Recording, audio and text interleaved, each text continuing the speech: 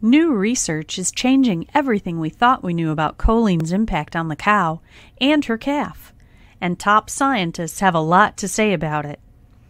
They are presenting new research that supports choline as a required nutrient to optimize milk production, choline as a required nutrient to support a healthy transition, choline as a required nutrient to improve calf health and growth, and choline as a required nutrient to increase colostrum quantity. This new research is solidifying choline's role as a required nutrient for essentially every cow, regardless of health status, milk production level, or body condition score. Learn more about the science that is changing the game and the choline source that is making it happen. Reassure precision-release choline from Balchem. Visit balchem.com/scientistsay to learn more.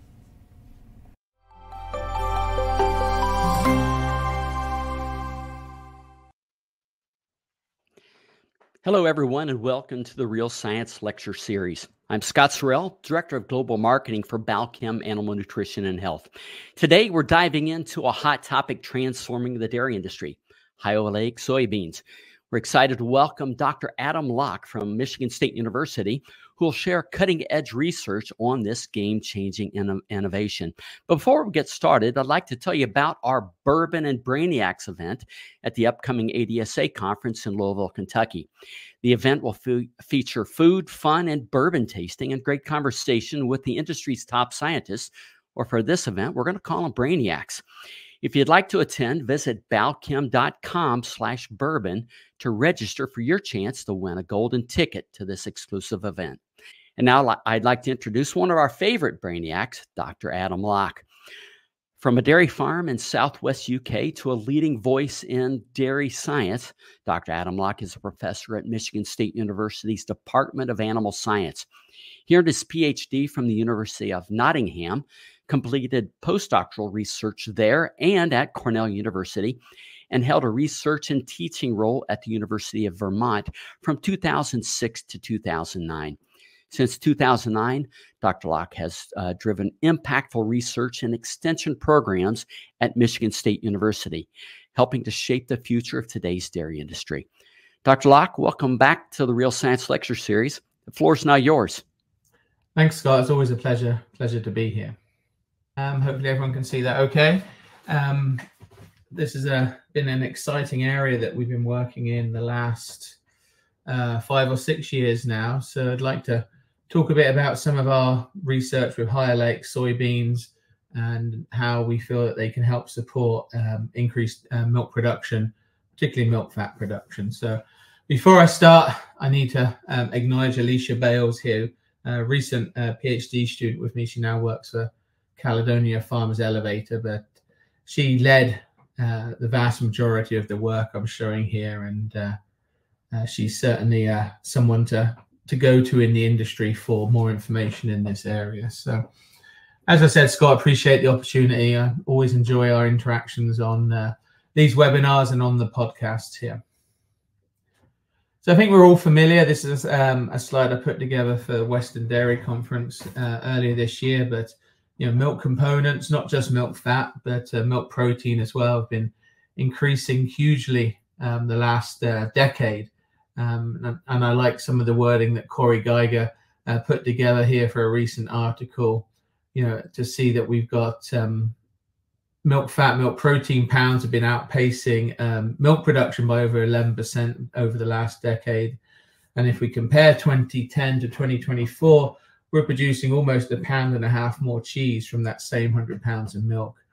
This has been driven a lot by that rapid increase in genetic selection and turnover on how quickly we're increasing that or improving genetic selection. But also we obviously need the nutrition and the management to go along with those. We need all of them in order to drive all of this. So I'm just going to sort of focus in quickly here on milk fat, because that's obviously a key component of this, given what I just showed over earlier on. But with the High-Oleic soybeans, also looking at overall milk production as well. But if we just focus here on milk fat, I'm sure many of you have seen this slide similar to this before. There are two sources or two ways that the mammary gland makes milk fat. from what we call de novo synthesis. So that's from acetate and butyrate, and that's all of the short chain fatty acids. So that's C4 butyrate all the way up to C14. And then about half of the C16 fatty acids, which are predominantly palmitic acid, are coming from acetate and butyrate. Then the other source is uptake of preformed fatty acids that are going to be taken up as is from the circulation, predominantly absorbed from the diet, but in early lactation, for example, these could be coming from mobilized body fat as well.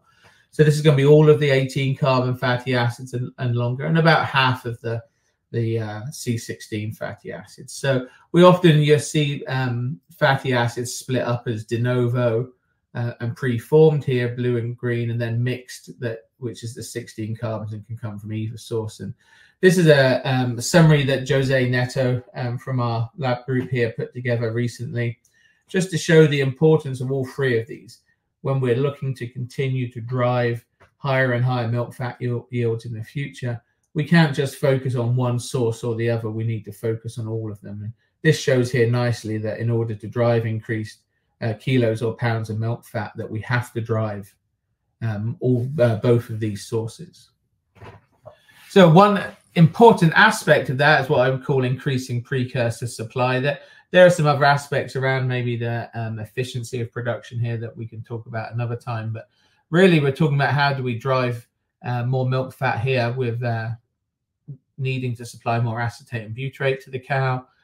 Palmitic acid, C16-0, is a key component of this in the diet. It's what I think drives or initiates more triglyceride synthesis in the mammary gland. So that's a vital, important part here to kickstart more milk fat to be able to be made.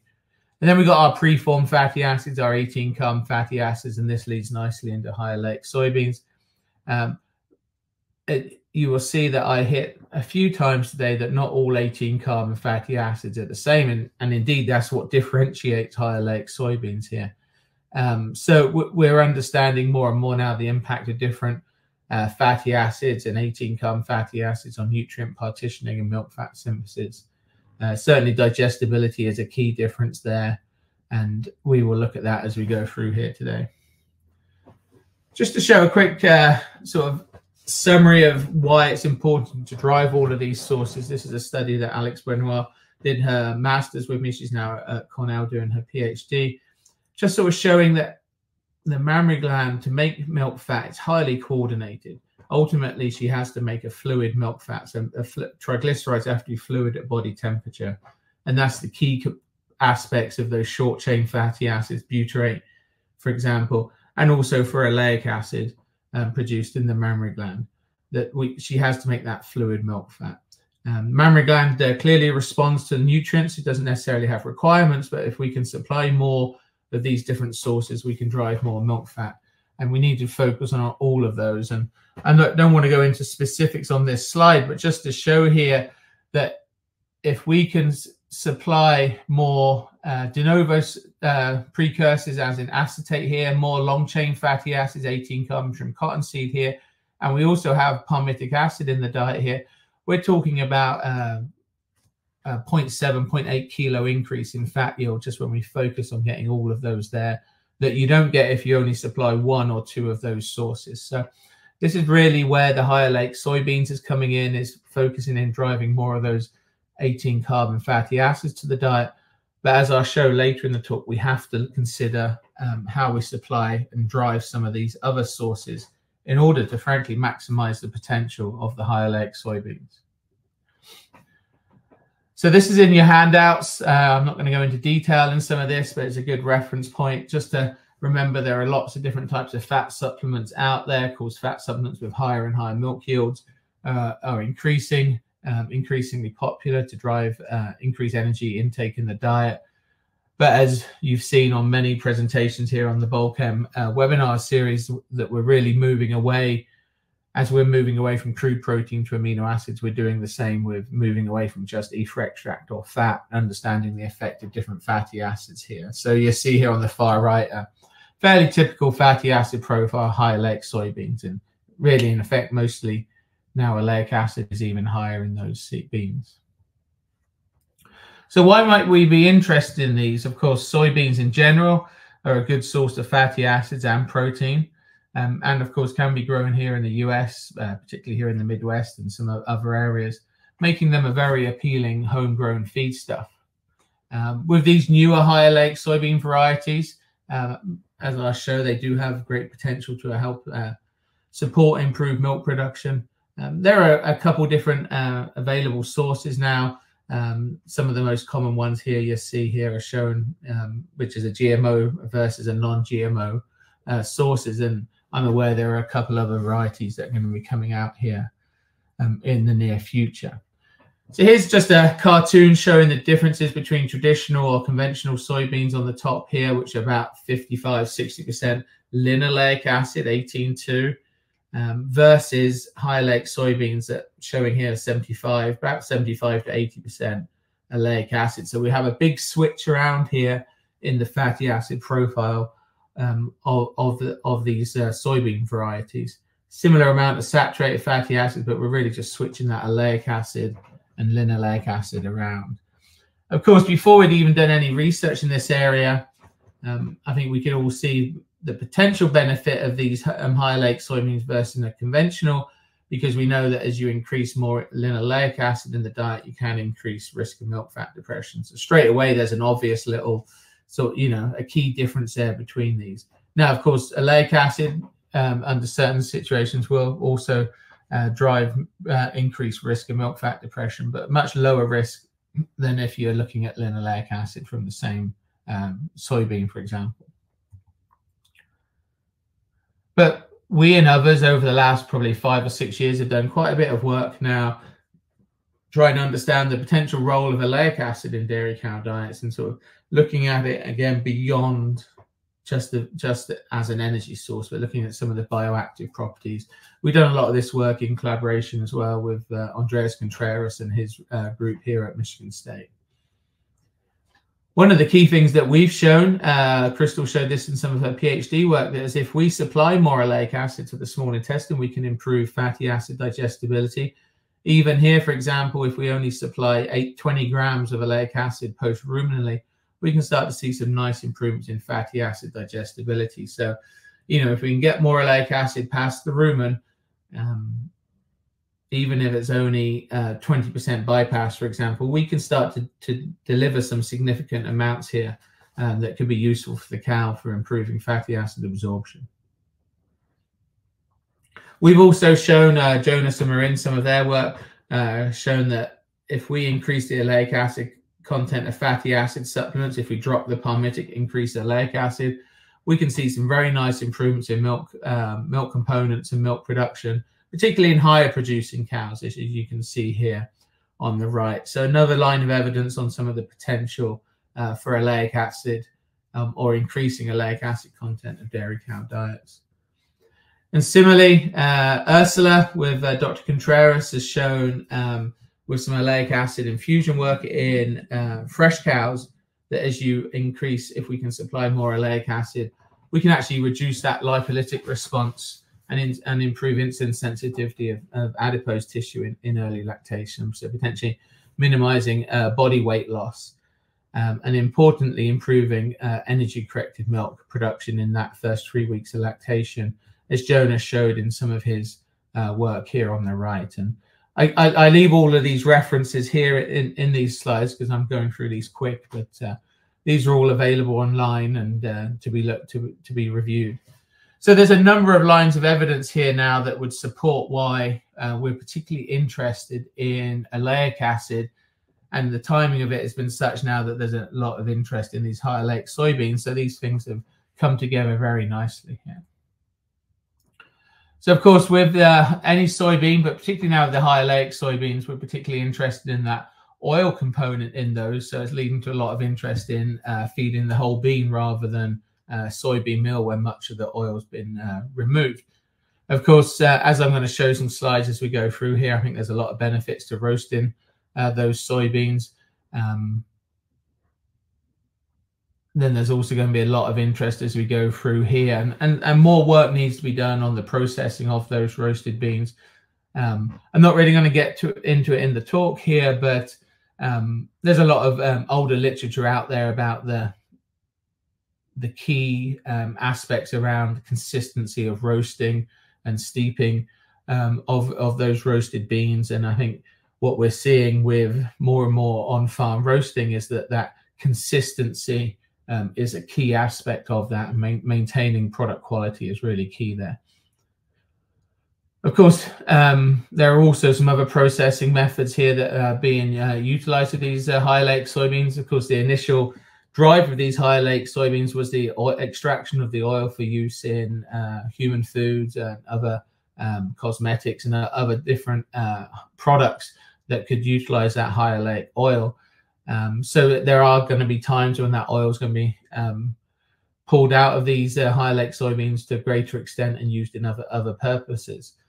So there's the extruding rather than roasting, an extruding of the whole bean that still would leave that about 20% fatty acids there.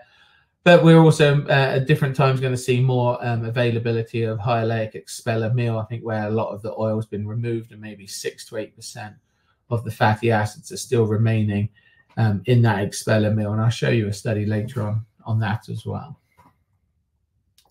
So I'm going to show you, I think, a series of about 6 or 7 different studies we've done over the last few years now with high-oleic soybeans to sort of give you a flavor of what we've been doing with them and where we see potential opportunities and maybe even some potential limitations. But most of this work's been focused in that post-peak cow so far, with pretty high-producing dairy cows.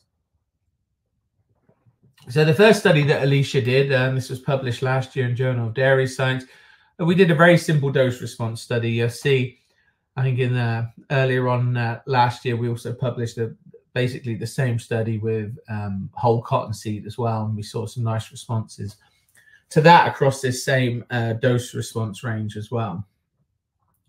But what we did here, very simple study. We basically had a Latin square design with 21-day, 3-week periods. With high producing cows, they're all over 50 kilos a day when we started the study. And we simply wanted to look at doses and push the system. Obviously, you can see we went up to 24% here, basically pulled out every other soy source in the diet to accommodate that much.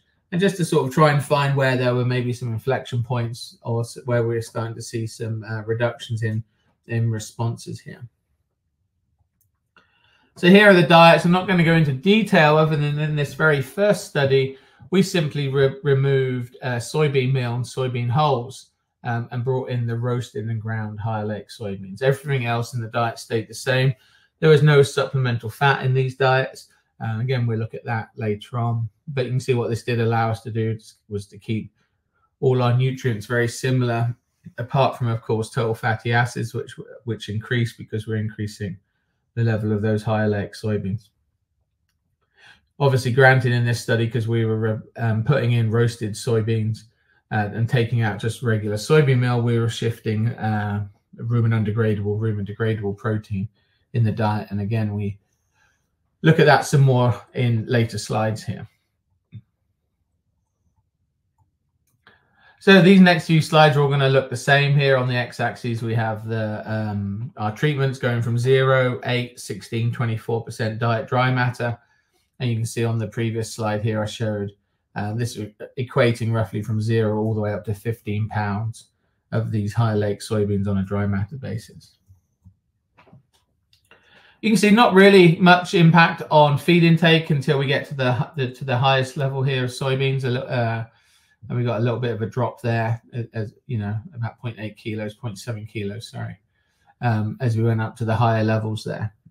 But of course, the actual intake of high-oleic soybeans increased markedly, going all the way up here as we went along.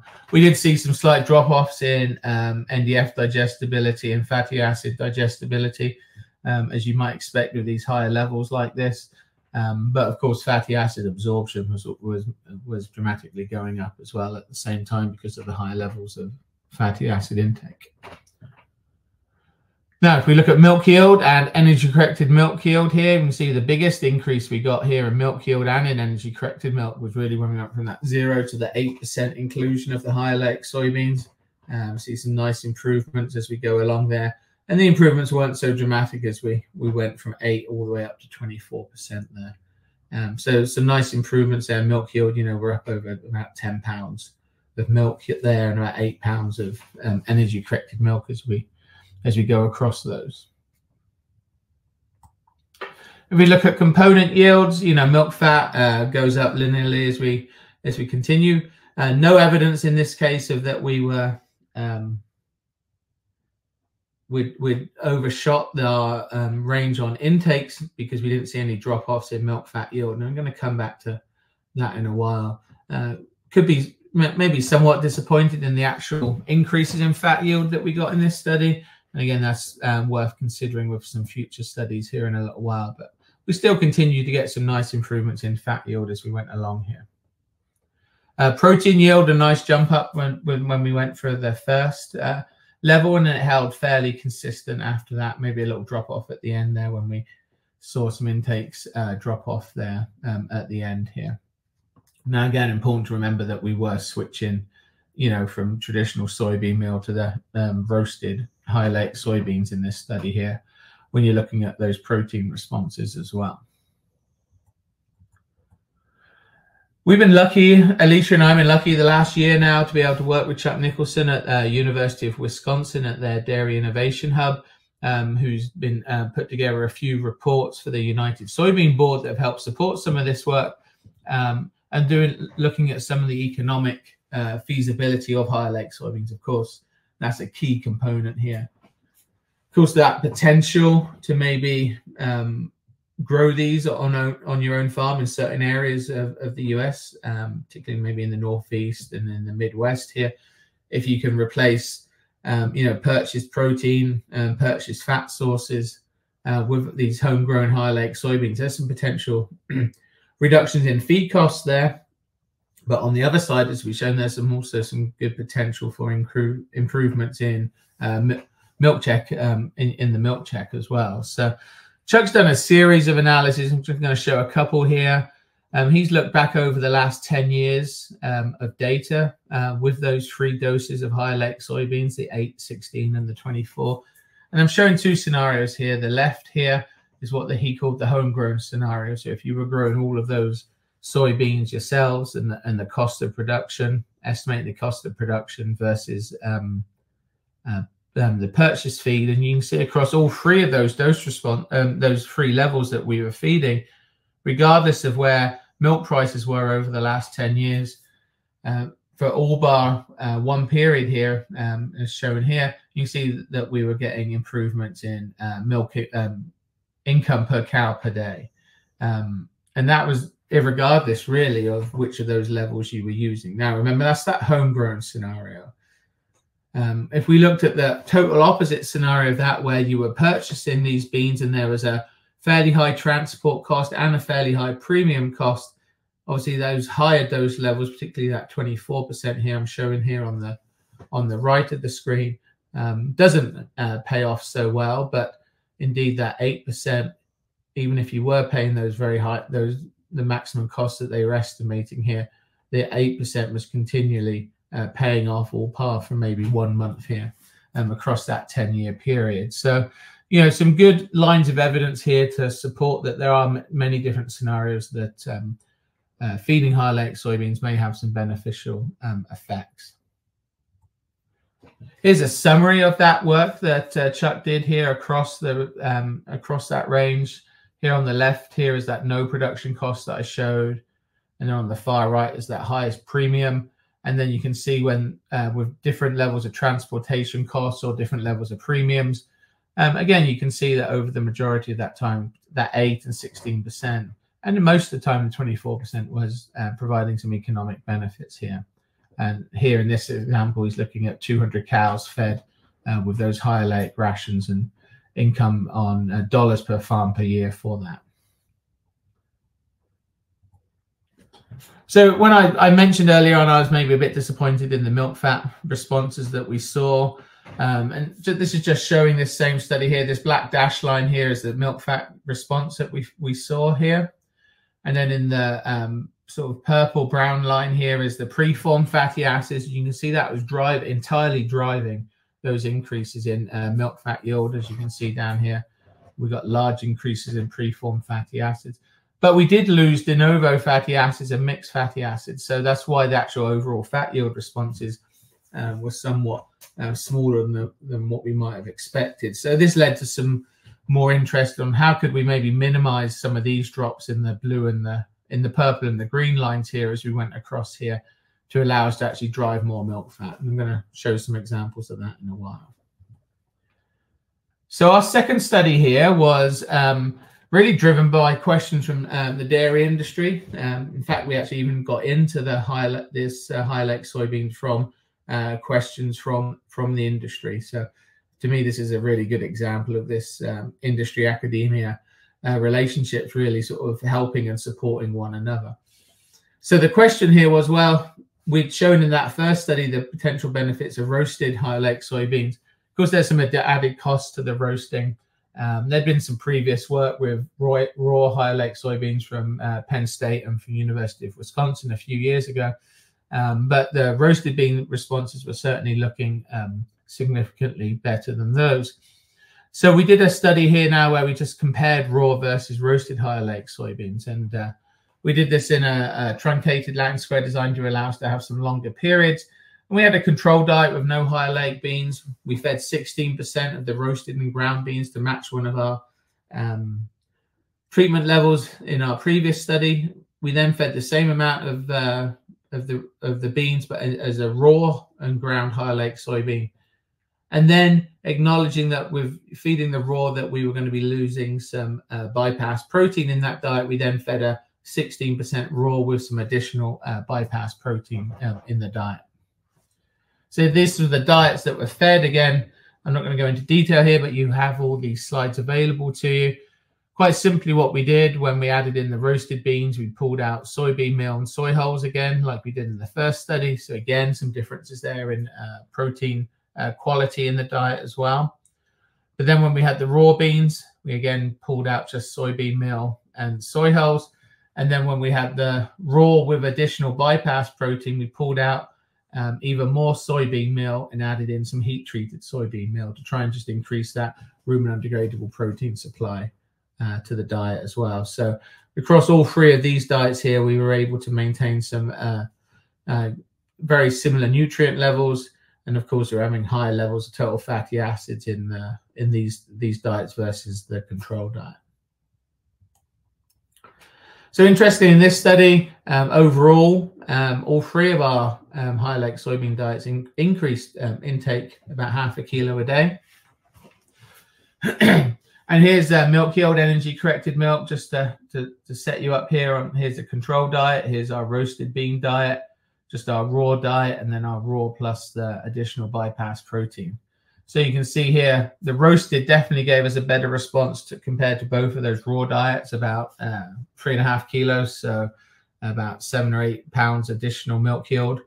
And then when we added in a bit more bypass protein in with the raw beans, that we did see some improvements in milk yield as well. Similar pattern again, if we looked at energy corrected milk there, that we're getting a much better response with the roasted versus the raw. And the additional bypass protein was somewhat a little bit better than just the raw beans on their own. If we look at the milk fat yield, a higher fat yield with the roasted versus the raw. Important to note here that all three of these gave higher milk fat yields that compared to the control diet as well. So there are some opportunities there.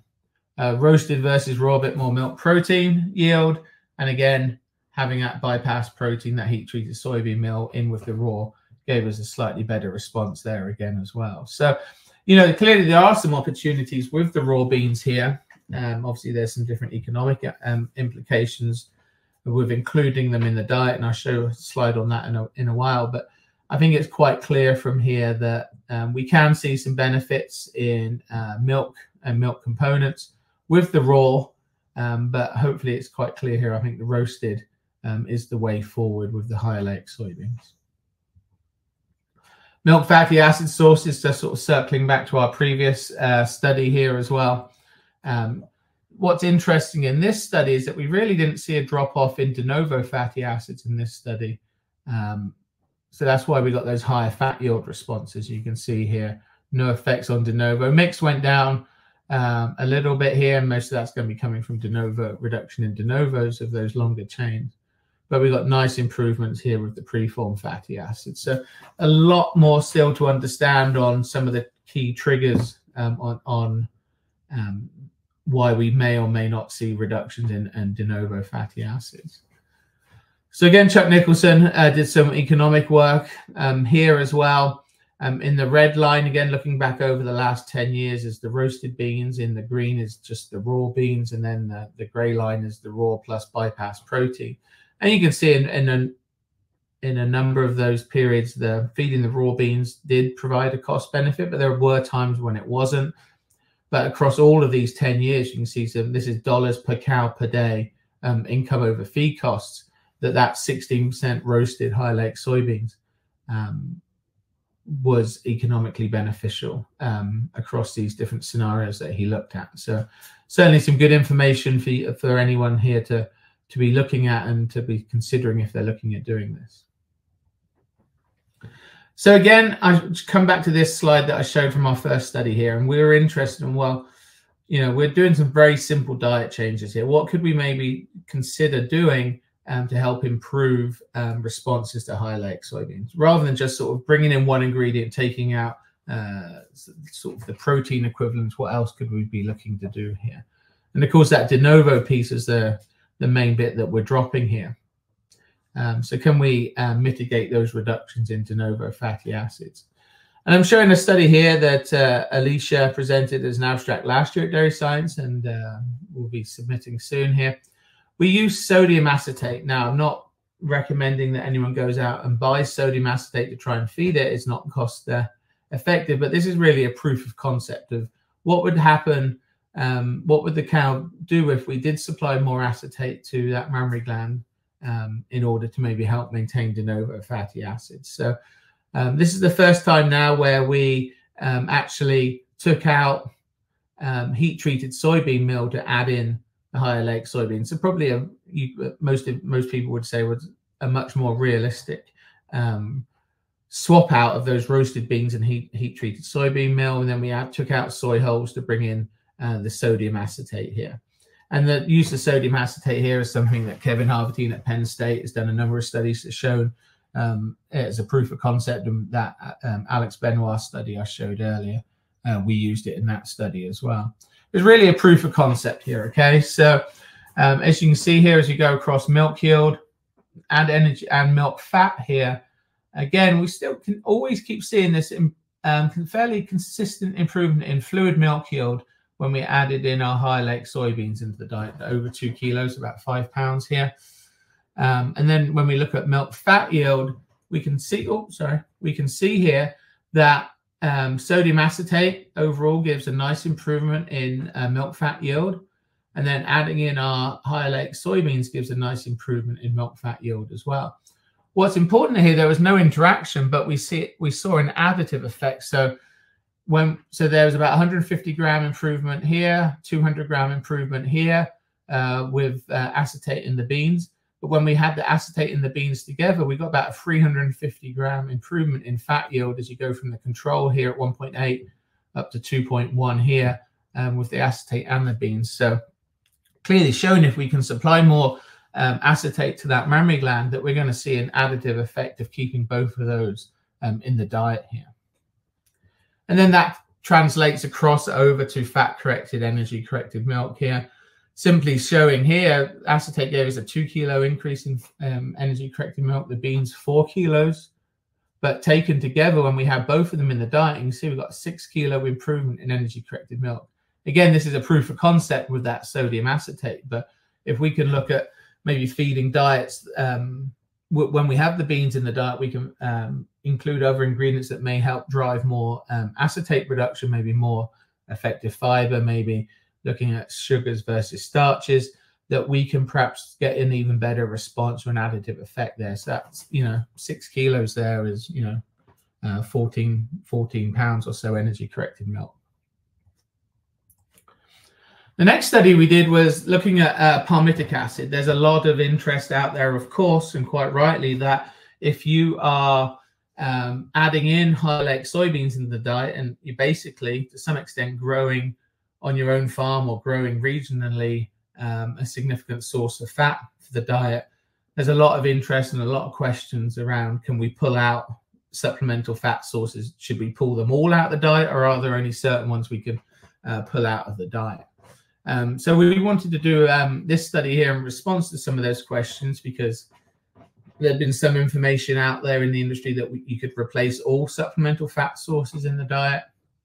And I didn't quite agree with that.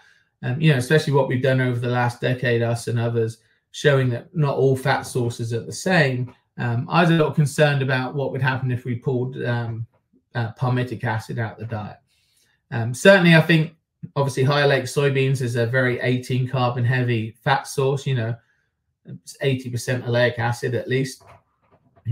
So I can certainly see pulling out calcium salts of palm oil, palm fatty acid distillate, which is a palmitic oleic acid blend. I can see pulling that out of the diet. I certainly could see pulling out mixed saturated prils, which are stearic acid enriched prils. I can see pulling those out of the diet. I'm going to show an example of that later.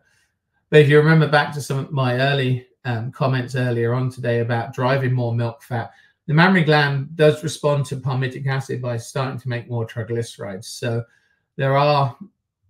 the more palmitic acid we can supply to that mammary gland, I think it helps us drive more milk fat. So again, we thought there'd be some synergistic effects here with palmitic acid and the high-oleic soybeans. So we did a study to try and look at that. Basically the same setup as that acetate study I just showed you, where we had diets with and without palmitic acid or high-oleic soybeans. So in this case, we had about 1.5% of a palmitic acid enriched supplement, about an 85% palmitic acid enriched pril. And then we added in our 16% high-oleic soybeans. Again, we pulled out heat-treated soybean meal to replace that, and some soy hulls. Then we pulled out some more soy hulls to add in the palmitic acid supplement. And we saw very similar responses to the acetate study that I just showed you. So if you look at milk yield, again, nice improvement in fluid milk yield with the high-oleic soybeans. I think it was 2 kilos on the previous study, 2.6 here. And then if we look at fat yield, adding in palmitic acid and get a nice jump up in fat yield, adding in the high-oleic soybeans, very similar response that I showed in the previous study.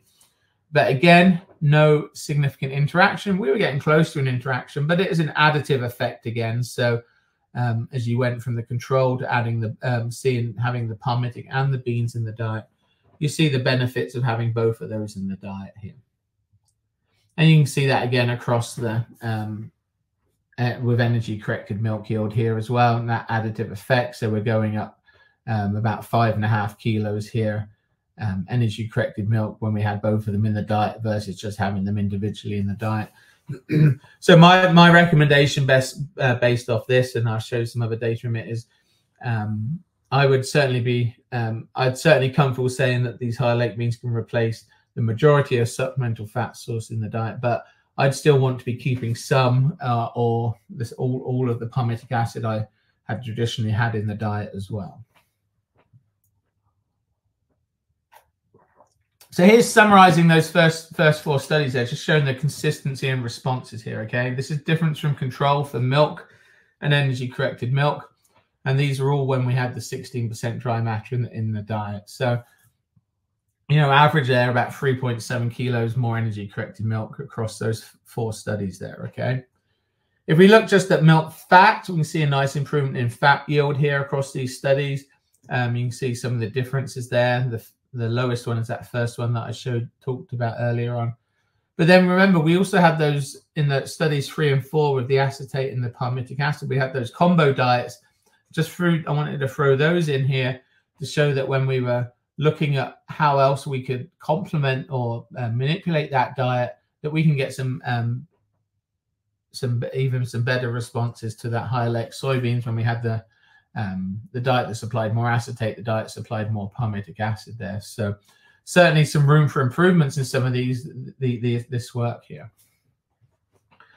To finish up with a couple more studies here, I've been focused entirely on high-oleic soybeans, our roasted and ground bean work.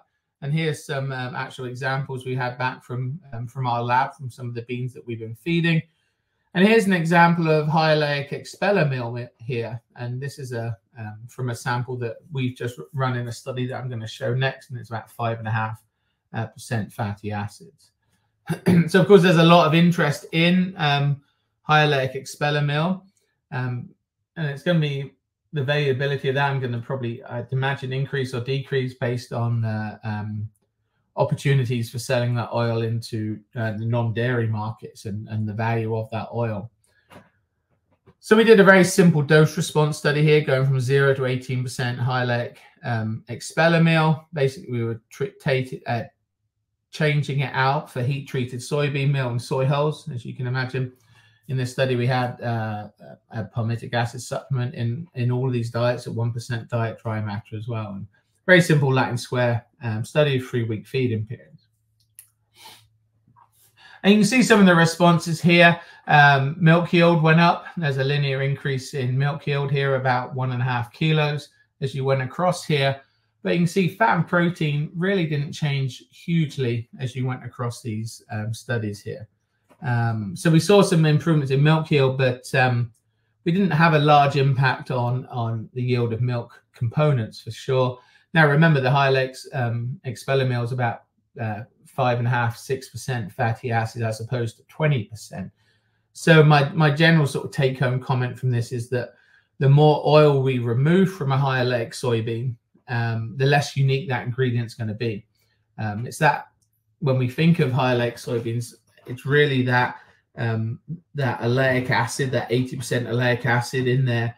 That's the unique component of this, and it certainly allows us to feed higher levels of the whole soybean than what we could traditionally. So the more oil we pull out of that, the less unique it's going to be. It's going to probably, I think, act more like a traditional soybean meal, certainly as you get down, 2–3% fatty acids here. But there's certainly some opportunity here for utilizing it in diets. But I think we have to remember, you're not going to get exactly the same responses from an expeller meal as you would from the whole bean because of the differences that we're seeing in the oil levels there. Last study I want to show here before I show a couple farm examples. Again, it comes back to what fat supplements to pull out of the diet. And it comes back to the idea that not all 18-carbon fatty acids are the same. So we just did a very simple study recently comparing high-oleic soybeans versus a stearic acid-enriched supplement, which is a mixed palmitic stearic prill. It's about 50–55% stearic acid. And Brooke is presenting this at this summer's dairy science meetings. This is a short-term study, two-week period. So we're doing a follow-up study to that starting tomorrow, actually. So what we did in this study, we just simply pulled out the stearic acid enriched supplement here that we were feeding at 2% in the control diet and replaced it with high-oleic soybeans and some palmitic acid in the diet. The idea there was that we wanted to maintain total fatty acid content of this diet. We wanted to maintain palmitic acid content in the diet, but basically the only difference was we were switching between supplying more stearic acid here in the control versus more oleic acid in the high-oleic soybean. So, replacing that one fat supplement source with the high-oleic soybeans. Again, this is a short-term study. We're doing a follow-up here now, but we saw, even in that short term, we saw some nice improvements here in milk yield. In red is the high-oleic soybeans, nice in milk yield. In milk fat yield, milk protein yield.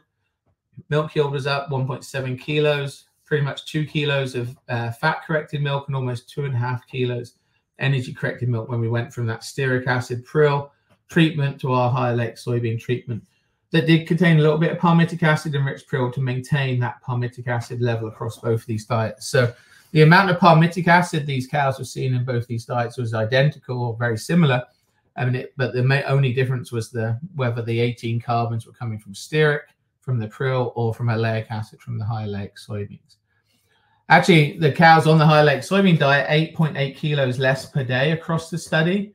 There was no change in body weight for the control treatment with the stearic prill. And again, we have to take this for what it's worth, but the cows on the high-oleic soybean, even though they ate less, gave more milk, they're actually gaining more body weight. And this is why we're doing a follow-up study with much longer periods here, because that's an interesting thing to think about as well. Alicia did some income over feed costs recently, and because they ate less as well and the diet was a bit cheaper, the actual diet costs were less expensive and we got more milk income.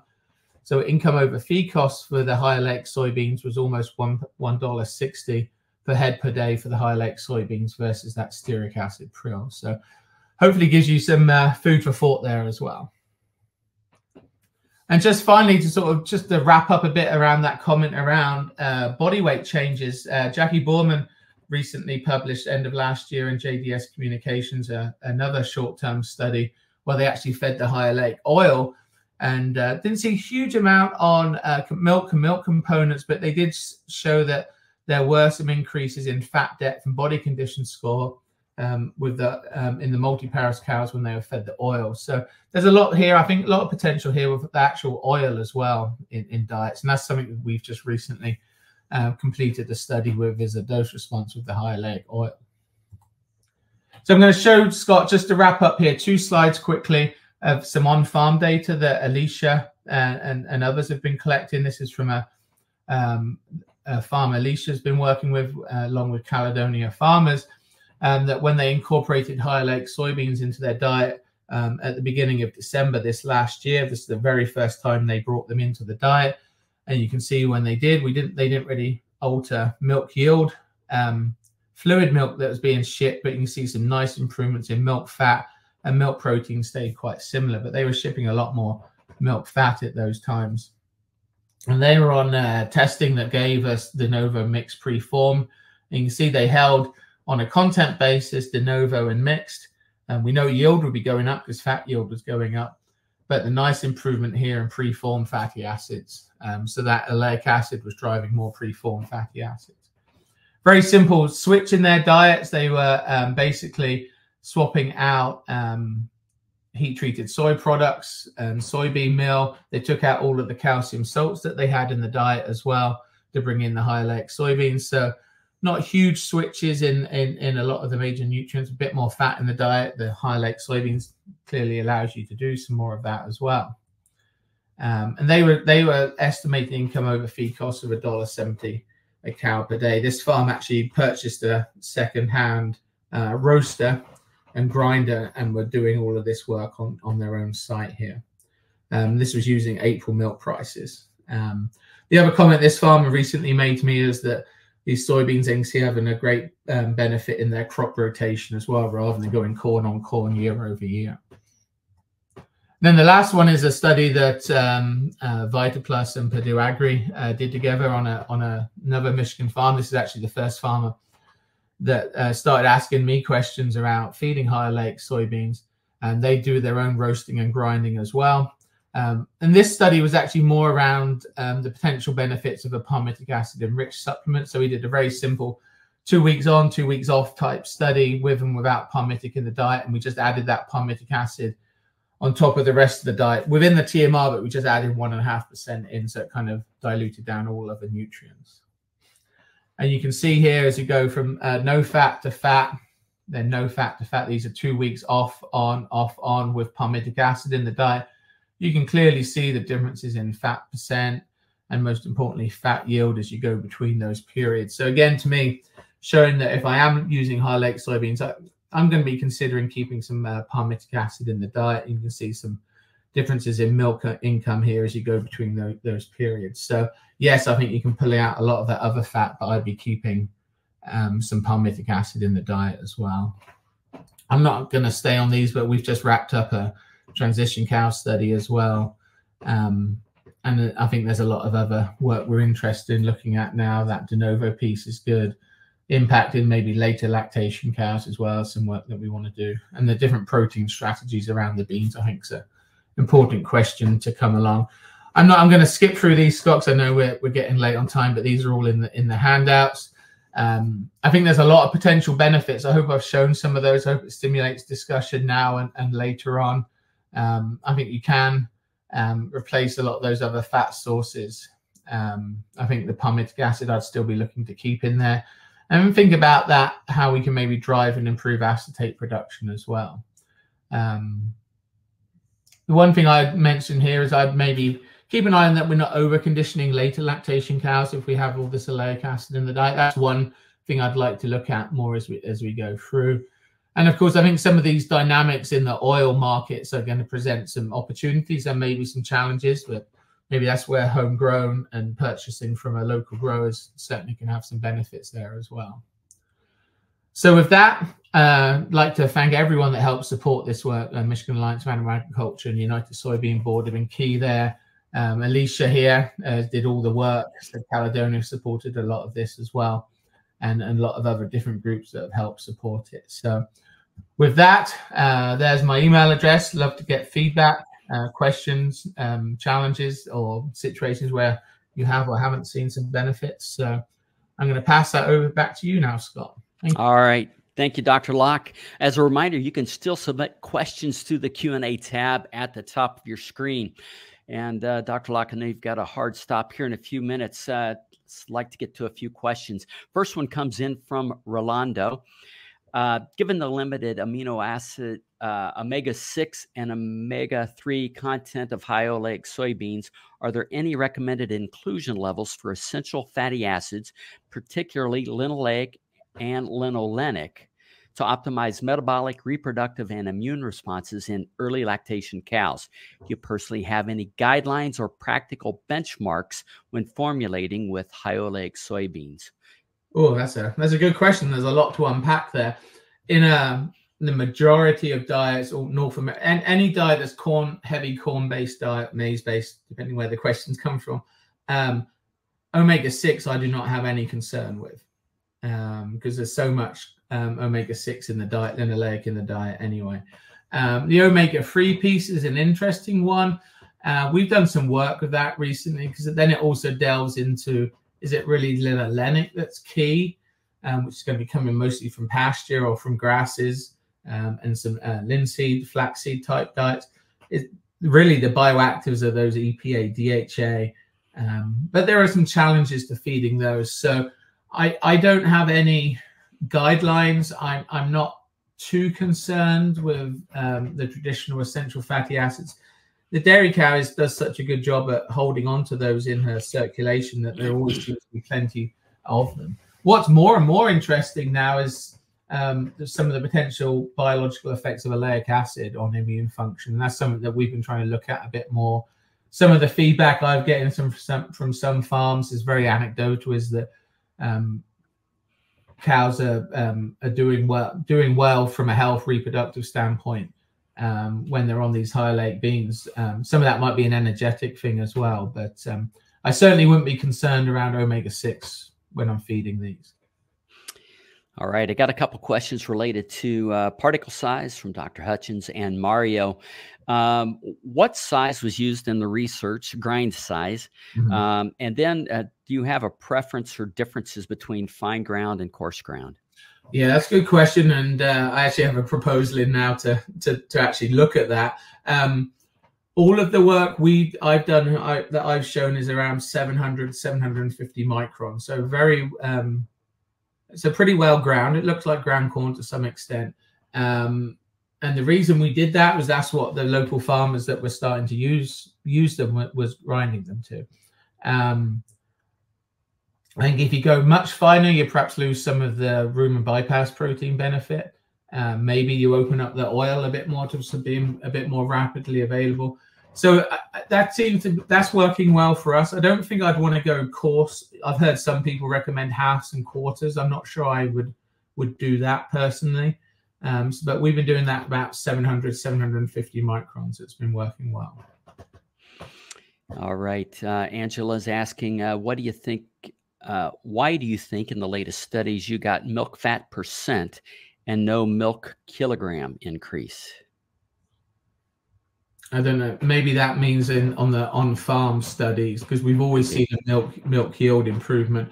I think some of that is just related to noise around the, that's just looking at absolute bulk tank yield that's being shown there. But yield of components is certainly going up, and in effect, that's probably a better response than seeing fluid going up as well. So I think that's just noise around how that data is collected.